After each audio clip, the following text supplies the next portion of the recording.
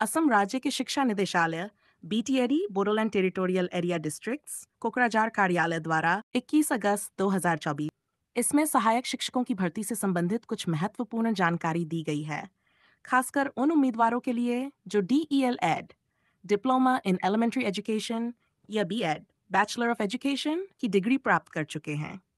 इसमें निम्नलिखित बिंदुओं का उल्लेख किया गया है। 1. मेरिट सूची के मापदंड। NIOS national institute of open schooling से डीईएल एड या बीएड की डिग्री प्राप्त करने वाले उम्मीदवारों पर मेरिट सूची तैयार करते समय विचार नहीं किया जाएगा। इसका मतलब यह है कि जिन उम्मीदवारों ने एनआईओएस से अपनी योग्यता प्राप्त की है, उनकी योग्यता मान नहीं किया जाएगा। निर्देशों का पालन। निर्देश का पालन भाग 1 और भाग 2 में करें। ये संभवतः भर्ती प्रक्रिया से जुड़े किसी दस्तावेज या गाइडलाइन का संदर्भ हो सकता है, जिसमें भर्ती के लिए जरूरी जानकारी या निर्देश दिए गए हैं।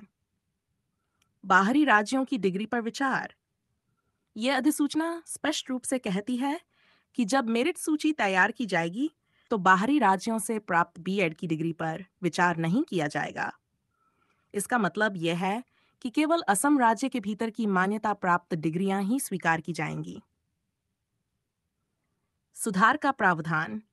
किसी भी विसंगति या त्रुटि के मामले में जिला स्तर पर सुधार किया जा सकता है।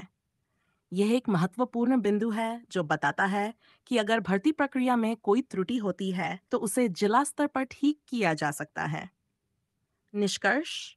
यह अधिसूचना असम राज्य में सहायक शिक्षक पदों की भर्ती से संबंधित है और विशेष रूप से एनआईओएस से डीईएल एड या बीएड की डिग्री रखने वाले उम्मीदवारों के लिए है।